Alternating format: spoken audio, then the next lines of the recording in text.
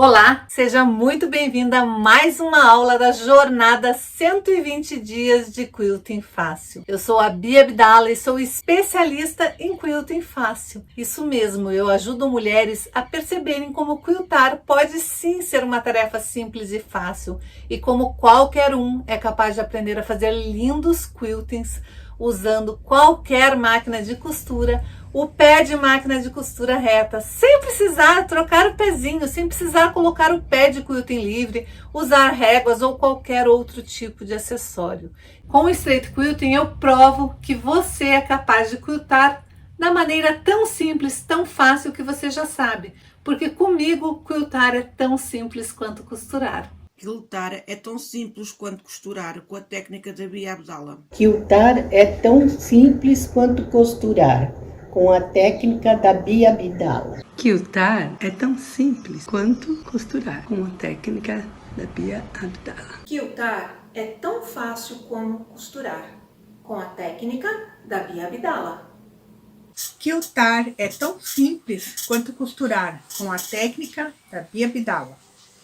Quiltar é tão fácil quanto costurar, com a técnica da Bia Abdala. Quiltar é tão simples quanto costurar, com a técnica da Bia Abdala. O quilting é uma técnica utilizada pelas artesãs que significa acolchoamento. Nada mais é do que você unir as camadas do topo de um trabalho, da manta e do forro, sendo para colchas, para edredons, para travesseiros, para capas de almofada, até mesmo para bolsas. O quilting faz essa junção das três camadas. É o acolchoamento que a gente faz para usar nas três camadas. Sabe aquelas mantas lindas, com as famosas plumas que a gente vê em revistas, em vídeos e na internet? Pois é, aquilo é o tão famoso quilting. O quilting ele pode ser feito de duas maneiras, a mão e a máquina. E quando a gente fala de quilting à máquina, ele ainda é dividido em diversas outras modalidades. Existe o quilting livre, que é feito com o pezinho de quilting livre. Existe o quilting com réguas. Existe o quilting reto. E atualmente eu criei a técnica de straight quilting, que nada mais é do que uma costura feita com o pé de máquina de costura reta, aquele que você já domina, mas eu faço lindos trabalhos iguais aos do quilting livre, só que com a facilidade de uma costura. Ou seja, eu transformei o quilting em uma atividade tão simples e tão fácil quanto costurar. Eu conheço todas as técnicas de quilting. Eu já fiz o quilting livre, eu já fiz o quilting à mão, eu já fiz o quilting com réguas, eu já fiz o quilting reto. E com exceção da minha técnica de straight quilting, as demais formas de quiltar acabam sendo difíceis para quem está iniciando. E uma das maiores dificuldades sempre é a combinação de cores. As pessoas, antes de fazerem os quiltings, elas têm medo de fazerem as escolhas dos tecidos e das cores para começarem as peças de patchwork. E todo patchwork, toda costura criativa precisa de um quilting. Mas antes da gente aprender o quilting, a gente precisa dominar muito bem a técnica de combinar as cores e as estampas. Durante essa jornada, eu já mostrei alguns vídeos com algumas técnicas de como combinar tecidos e estampas, mas hoje nós vamos nos aprofundar um pouquinho mais. Aqui eu fiz uma patch aplicação que eu quero colocar num joguinho americano. Então eu fiz um modelinho de garfo e de colher e antes eu emendei tiras de tecido. Será que esta combinação que eu fiz em tons de verde e rosa ficam perfeitas? Será que elas casam na harmonia dos tecidos e na combinação do círculo cromático? Vamos ver. Verde e rosa são cores opostas, não importa a tonalidade que eu estou usando. Eu escolhi a cor e daí eu resolvi usar uma tonalidade de um rosa bem clarinho e de um verde bem clarinho.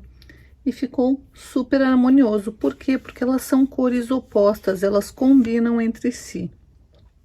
Ah, Bia, quer dizer que se eu tivesse posto o rosa e o amarelo, não combinaria? Combinaria também, é questão de você ir aprendendo a lidar com as combinações de cores, mas se você quiser acertar em cheio, lembre que existem algumas regras que agradam aos olhos de todo mundo, que são as cores opostas, a tríade, as análogas Então, se você ainda não tem destreza, não tem domínio de como combinar cores e estampas, a melhor coisa é primeiro, no início, se prender às regras básicas. Depois você vai arriscando aqui e ali e vai vendo se aquela combinação ficou boa. Com o tempo você vai ver que você vai poder brincar com as cores e que qualquer combinação fica perfeita. Preste atenção aqui nesta combinação de cores. E olhe esta peça minha aqui.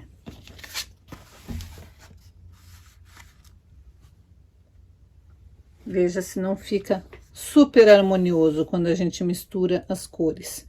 O alaranjado clarinho. Aqui tem um fundo que é um creme, mas levemente indo para um amarelado. Tem o verde, tem o azul esverdeado. Então, a gente consegue ver que realmente funciona quando a gente faz a utilização do círculo cromático. E nesse caso aqui, inclusive, eu estou misturando estampas diferentes. Apesar de ser tudo tom sobre tom, são estampas diferentes, mas que casam perfeitamente uma com a outra, porque elas estão dentro da mesma palheta de cores. Nessa peça aqui também, ó, apesar de que eu usei um tecido que já existia, o tecido está harmonioso. Por quê? Porque o verde e o rosa são cores opostas, elas se complementam entre si. E daí eu ainda brinquei com outros tons de verde. E ainda fui um pouquinho arrojada que eu coloquei esse tipo de tecido aqui, que tem ainda um marrom e um marrom mais vermelho terra. Mas por que que fica bom? Se você olhar o vermelho, ele tá oposto ao verde, ele tá ali se complementando. E o marrom, ele se complementa com o verde musgo que tem na folhinha que eu coloquei aqui nesses outros pedacinhos também. Então, quando você estiver trabalhando com retalhos, você tem duas opções de escolha: ou não combinar nada com nada e fazer aquela colcha de retalhos mesmo bem aleatória, ou então usar o círculo cromático a seu favor. Inclusive, você pode observar nos tecidos, se no tecido eles fazem algo parecido com o que você está pensando. Aqui, por exemplo, nesse tecido, ele entrou entre azul, verde e rosa, que é o sorriso, as cores análogas. Azul, verde e rosa, eles estão naquele leque do sorrisão, ó. Verde, azul e rosa, formando um sorriso.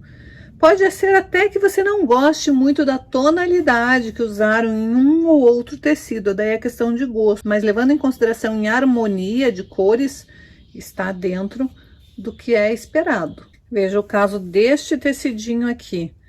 Eles usaram como se fosse aquela cor oposta que eu falei, então pegaram o azul e pegaram o triângulo lá em cima, ó. O oposto, como se fosse um azul intermediário entre esses dois azuis, e trabalharam com essas cores. Um vermelho bem bordô, um mais caqui, mais alaranjado, um alaranjado clarinho. Como eu disse, pode ser que você não goste muito desta combinação, mas veja, ó, tem o vermelho bordô, tem o vermelho vivo, tem o alaranjado, tem um alaranjado com branquinho, que deixa um tom mais claro, e daí o azul, que é o oposto. Então, é este leque de cores e a cor oposta. Se você for pensar em harmonia das cores, essas cores não estão brigando entre si. Elas são cores contrastantes que chamam atenção para cada detalhe, mas elas não estão brigando entre si. Quando você escolhe um tecido com várias cores, que nem eu sempre falo, se você quer fazer uma combinação bombástica, daquelas que vai agradar, que vai combinar certo, comece escolhendo o seu tecido principal, um tecido que te dê opção de trabalhar com outras cores. Porque mesmo que você não tenha destreza ainda em combinar, em brincar com o círculo cromático, somente no tecido principal já te dá uma opção de cores enormes. Você pode trabalhar um composê deste tecido aqui, com alaranjado, com vermelho, com bordô, com azul, com o creme, até com o branquinho, porque aqui tem branquinho. E até mesmo num tomzinho mais pro begezinho, que é o tomzinho que tá na carinha, no rostinho, no corpinho das bonequinhas. Você pode até trabalhar com o preto, porque tem os olhinhos que são pretos. Então, você sabe que se nessa estampa não está gritando nenhuma das cores, com certeza se você for colocar alguma dessas cores para fazer um composê de uma peça, não vai ficar gritando também. O que você tem que prestar atenção quando você vai fazer uma peça que você quer que seja uma peça que agrade não só aos seus olhos, mas aos olhos de todo mundo. Se você for usar o preto, por exemplo, que tem em muito pouca quantidade aqui, você tem que usar um detalhe em preto. Um detalhe bem pequenininho, que vai chamar para o preto do desenho.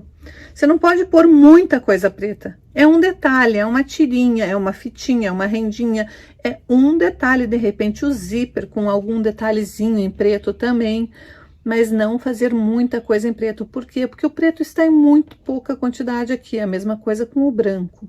Já o bege, ele está em todo o fundo. O alaranjado, ele está em quase todas porque tem várias menininhas que tem cabelo alaranjado e corpinho branco com alaranjado, cabelo alaranjado e corpinho alaranjado, cabelo alaranjado e corpinho alaranjado sem bolinha, aqui tem bolinha, aqui não tem bolinha, então o alaranjado, para mim, predomina. Quando eu fiz uma peça que foi um kit higiene com esse tecidinho aqui, eu usei o poazinho alaranjado com poá branquinho, e ficou super bonitinho. Não quer dizer que eu não possa usar o azul, mas o azul aqui, o vermelho, o azul, o bordô, eles estão em menos quantidade, então eu posso usar para um detalhe. Se eu for usar, digamos que eu escolhesse usar o branco com vermelhinho, porque nesse lacinho tem branco com vermelhinho, não ia ficar tão harmonioso quanto o alaranjado com bolinhas. Veja como morre. É branco com bolinha vermelha, que é branco com bolinha vermelha, mas ele morre aqui. Agora, qualquer coisa que eu ponha em alaranjado vai chamar, vai puxar para cima, vai alegrar essa peça. Então, isso você tem que aprender aos poucos, combinando realmente. Mas só o fato de você trabalhar e brincar com o círculo cromático já vai te dar esta percepção. Perceba como colocar junto com um tecido com bolinha já chama essa peça, já chama atenção para o detalhe do tecido.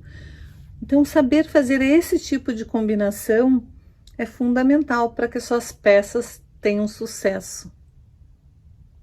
O quilting perfeito, ele não depende apenas do quilting estar perfeito de fato, ele depende também de todo o composê. Não adianta nada você fazer um quilting maravilhoso e a sua peça não estar combinando nas cores. E é por isso que a aula de hoje é tão importante. Alguns anos atrás eu ganhei o primeiro lugar na feira Quilt Craft Show como empresa que mais se destacou. Essa feira é uma feira tradicional de patchwork e quilting que acontece todo ano aqui em Curitiba. Mas a minha vida não foi sempre assim. Eu sempre tinha o sonho de querer aprender a quiltar. Lá no começo, quando eu comecei a fazer patchwork há 26 anos atrás, eu tinha o sonho de aprender a fazer as peças de patchwork e conseguir fazer meus próprios quiltings. Mas ninguém queria me ensinar devido à minha deficiência. Inúmeras professoras chegaram a dizer que eu não seria capaz de aprender, porque para quiltar precisava de técnica e precisava das duas mãos. Na época, a maioria das pessoas que ensinavam a quiltar com o pé de quilting livre. Mas o quilting livre é uma técnica difícil de aprender. E até que a gente consiga dominar de vez a técnica, demora muito tempo e gera muita frustração.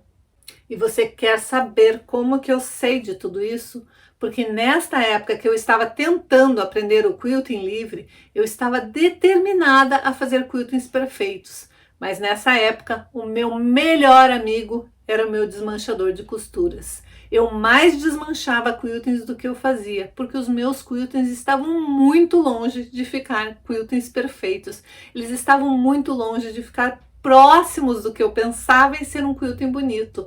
Então eu passava a maior parte do meu tempo desmanchando os quiltings que tinham ficado feios, porque eu não queria perder uma peça de patchwork que eu tinha feito com tanto trabalho, com tanto amor, com tanto carinho. Eu não queria deixar um quilting feio estragando a minha peça. Como que a gente pega algum objeto do nosso painel de visualização e transforma isso em peça? Primeiro a gente vai escolher qual foto que a gente quer usar de fato como inspiração. E eu escolhi essa daqui.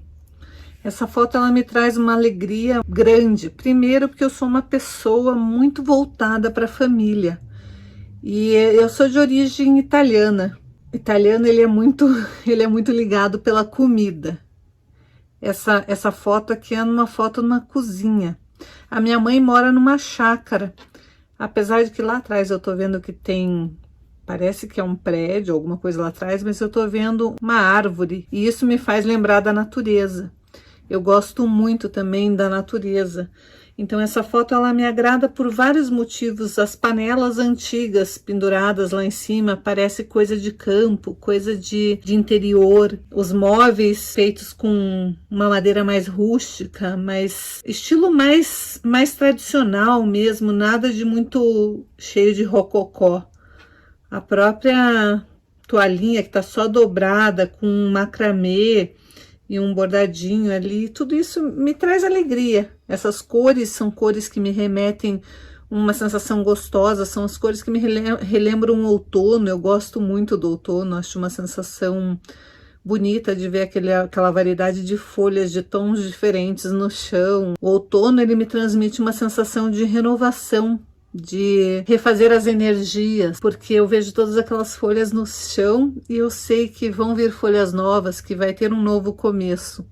Verde é a minha cor favorita. Então essa foto é uma foto que a hora que eu bati o olho nela, eu falei, eu tenho que arrancar essa foto da revista e essa foto tem que ir para o meu painel, porque ela tem um monte de sentimentos aqui. E ela me agrada bastante. E quando você vai olhar o círculo cromático, a gente percebe que essa foto ela se encaixa bem nas cores análogas. As cores análogas estão aqui nessa foto. Eu sei que isso daqui está em completa harmonia, porque elas têm o formato do sorriso. Quando a gente escolhe cores análogas no nosso círculo cromático, a gente sabe que está em harmonia. Então, se eu quiser fazer uma peça usando essas cores aqui, eu sei que eu vou conseguir fazer uma peça que case bem. E como esta peça, essa foto me remete uma sensação gostosa, eu sei que se eu escolher um verde bem neste tom, um vermelho neste tom, um alaranjado, um marrom, um tijolo queimado, cores que estão aqui nessa foto, o próprio cobre, eu sei que vai me trazer uma sensação de aconchego. Se eu fizer uma peça com essas cores, tenho certeza que eu vou ficar feliz com elas e é o que eu vou fazer agora. Então, a primeira coisa que eu vou fazer é determinar o tamanho que eu quero fazer a minha peça e eu vou fazer uma almofada. Então, eu vou determinar o tamanho que eu quero fazer, mas antes de sair cortando o tecido, eu vou trabalhar com um painel de visualização. E como que eu vou fazer isso para colocar em prática um projeto meu? E eu gosto de fazer isso com todos os projetos que eu vou fazer. Por quê? Porque eu vou colocar em prática para ver qual vai ser a melhor opção da distribuição das cores. E somente depois eu vou ver se eu tenho tecido suficiente e se eu não tenho, eu vou para a loja, mas eu vou sabendo exatamente o que eu preciso comprar e a quantidade que eu preciso comprar. Então, aqui eu determinei que eu quero uma almofada quadrada, não importa o tamanho que ela vai ser, eu estou fazendo uma miniatura, igual eu trabalhava na época que eu fazia faculdade. A gente fazia os tamanhos dos projetos reduzidos, a gente não vai fazer o projeto de uma casa, ou mesmo se a gente está confeccionando um móvel, já na escala total. A gente não vai desenhar uma mesa no tamanho da mesa, a gente desenha ela reduzida e vê como que ela vai ficar. E se estiver ok, se estiver do jeito que a gente tinha planejado, daí sim a gente vai confeccionar na escala do tamanho natural. Para os projetos de patchwork e de costura criativa é a mesma coisa. Se a gente está em dúvida na construção do projeto, de como que vai ficar, se fica legal eu colocar 3 pedaços aqui e uma faixa e daí 2 pedaços, ou se fica legal eu colocar 3 pedaços, 2 pedaços e depois um pedaço inteiro, eu vou fazer isso antes de ir para máquina de costura de fato costurar. Então, primeiro eu vou definir o meu projeto e eu defini que eu quero assim. Eu quero um quadrado, vou dividir em 3 partes, uma parte maior e outras 2 partes iguais. Aqui eu usei um tamanho reduzido, se você pode fazer essa divisão como você quiser. Depois que eu tiver feito este projeto, agora eu vou escolher os meus tecidos que vão se encaixar na minha palheta de cores. Então, a primeira etapa é eu ir lá na minha caixa de retalhos e procurar retalhos que casem com o meu projeto, com as cores que eu escolhi. Daí eu vou fazer 2, 3, 4 desenhos exatamente iguais e vou brincar com a disposição dos retalhos. Eu vou escolher as cores que eu quero usar, vou usar as mesmas cores em todos os desenhos que eu fizer, e eu vou escolher qual que é a posição que eu acho que fica mais legal. Se é colocar os tecidos nessa composição, numa outra, faça várias miniaturas e daí você vai escolher qual que mais te agrada. Sabe o que é o mais legal nesse tipo de treinamento de painel de visualização com miniaturas? Que você vai criar coleções. Eu estou pensando em fazer almofadas, então imagine, eu posso fazer várias almofadas usando os mesmos tecidos em posições diferentes, o mesmo padrão. Eu estou repetindo exatamente o mesmo desenho que tem neste. O que vai mudar é a posição dos tecidos. E com isso eu posso criar uma coleção. Olha que legal. E a gente consegue fazer isso com os retalhos que a gente tem, escolhendo as cores próximas das cores que a gente queria. E daí sim a gente vai fazer o cálculo de quanto que a gente... Se eu optei por este padrão aqui, não este, então eu sei que eu vou precisar de 2 quadrados deste tecido, um retângulo deste, um retângulo deste, um retângulo deste e um deste. Se eu escolhi este padrão aqui, eu vou precisar de um quadrado deste tamanho, um quadrado deste tamanho, um retângulo deste tamanho, ou seja, esse tecido eu vou precisar um quadrado e um retângulo. Este daqui é um retângulo, este um quadrado, este um retângulo, este um retângulo. Quando eu defino a minha miniatura, daí sim eu vou calcular quanto que eu vou precisar para o tamanho real da peça. Eu sei que a minha miniatura é uma porção reduzida, então eu vou saber exatamente qual é o tamanho desse retângulo que eu preciso ter do tecido verde. Qual o tamanho deste quadrado que eu preciso ter e mais este retângulo do tecido alaranjado neste tom. Quanto que eu vou precisar de tecido neste tom, neste tom, neste tom. Daí eu vou para os meus tecidos e vou ver o que eu tenho de tecido. Não precisa ser exatamente o mesmo tecido. Digamos que eu escolhi para ser o vermelho aqui ou aqui, tanto faz. Escolhi um dos padrões. Eu não tenho aquele em quantidade suficiente, mas eu tenho este tecido em quantidade suficiente. E ele é próximo da tonalidade que eu escolhi ali. Então, tudo bem. Não preciso comprar esta cor. Esta cor aqui, digamos que eu não tenha na quantidade suficiente, então eu sei que eu vou para a loja de tecido para comprar esta cor. Essas outras eu vi que eu tenho. E é assim que você faz uma compra pensando nos tecidos que você tem, mas utilizando as miniaturas. E isso daqui é um bom exercício para você fazer para todos os tipos de peça que você for confeccionar, porque daí você não sai para uma loja de tecido comprando tecidos que nada combinam com nada, que nada vai dar certo e vai estar sempre com aquela sensação de que você não tem tecido suficiente. Então, ali está a minha inspiração e as minhas miniaturas. E agora, com as miniaturas prontas, eu posso pensar em cortar meus tecidos e fazer a minha peça. Eu espero que você tenha aproveitado a aula de hoje. Não esqueça de dar teu like e se inscrever na lista VIP. E te vejo amanhã.